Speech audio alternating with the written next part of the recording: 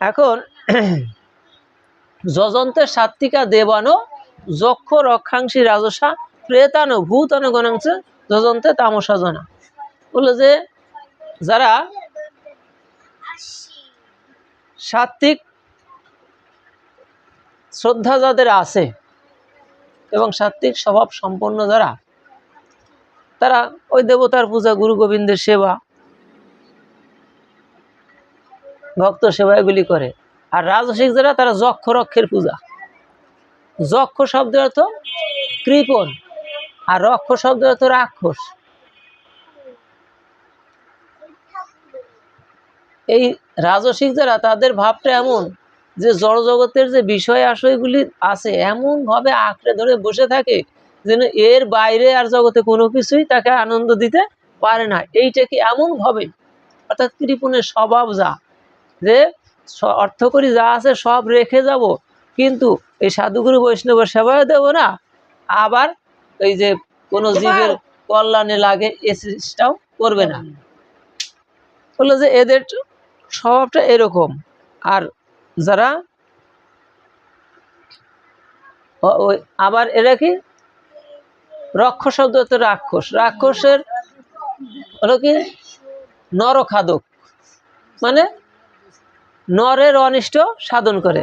তাই রাজসিক শ্রদ্ধা যাদের, তারা যদি কোনো নরের, অর্থাৎ নরের অনিষ্ট, কোনো জীবের অনিষ্ট, কোনো মানুষের অনিষ্ট সাধন করতে পারলে তারা আনন্দিত। রাধে রাধে হরি বল। আর তামসিক যারা, তারা ভূত পিশাচের পূজা করে। হরে কৃষ্ণ। ভূত পিশাচের পূজা মানে তাদের হৃদয়ে সবসময় পৈশাসিক প্রবৃত্তিগুলি, পৈশাসিক বৃত্তিগুলি তারা সবসময় হৃদয়ে লালন করে।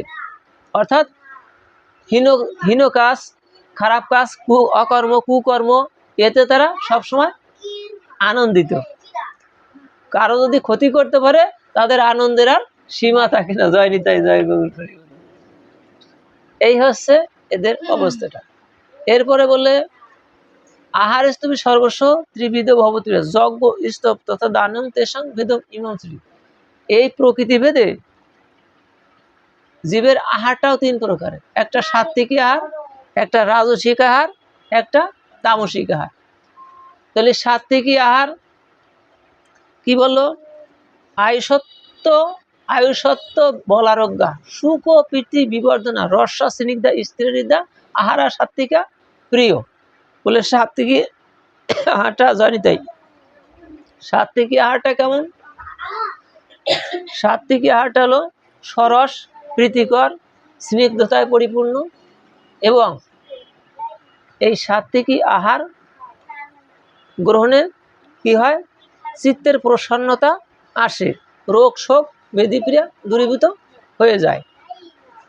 এইটা মুনি ঋষি যারা সাধনা করে, অনেক সাধনা করে, তারা এই সাত্ত্বিক আহারগুলো নির্বাচন করলেন। এখানে গীতায় দেখেন সাত্ত্বিক আহারের গুণাগুণটা বলছে, সাত্ত্বিক আহার করলে কি হয়, কিন্তু কোন কোন বস্তু সাত্ত্বিক সেইটা বলে নাই। কিন্তু মুনি ঋষি যারা, এইটাকে তারা সাধনা করে বের করে ফেললো যে এইখানে যে সূত্র দিয়েছে আয়ুষত্ব, তাহলে আয়ু বাড়ে কিসে, শক্তি বাড়ে কিসে, তাই না?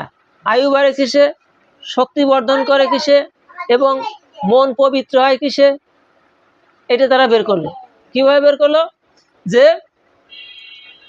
যে আহারগুলি আমরা যে আহার করি, উদ্দেশ্য কি? আমরা যে খাবারটা খাই, আমাদের উদ্দেশ্য কি? উদ্দেশ্য হলো যে এই খাবার খাওয়ার পরে আমার আয়ু বৃদ্ধি পাবে, আমার শরীরে শক্তি উৎপাদন হবে, অর্থাৎ বলটা বৃদ্ধি পাবে, এবং আমার মনটা পবিত্র হয়ে যাবে। আচ্ছা, এখন মন পবিত্র করলে কোন আহার গ্রহণ করলে? এইটা বের করলো মুনি ঋষিরা। তাহলে তারা নির্বাচন করলো কি? যে দুগ্ধ জাতীয় খাবার, দুধ, দই, ঘি, ছানা, মাখন, এই সমস্ত খাবারগুলি তারা বের করলো রিসার্চ করে।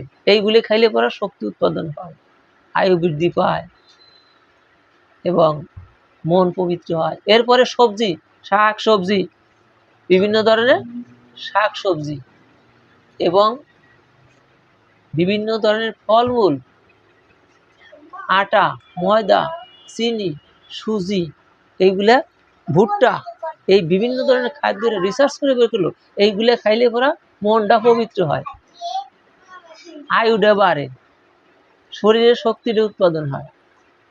এখন মন পবিত্র রাখতে হলে এই আহার্য গ্রহণ করতে হবে। মন পবিত্র না হলে ভগবানের সেবা দেওয়া যায় না।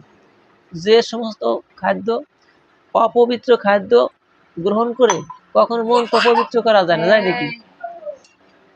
আপনার যদি আপনি মাংস আহারি হন, আপনি যদি মদ আহারি হন, এটা তো অপবিত্র খাদ্য।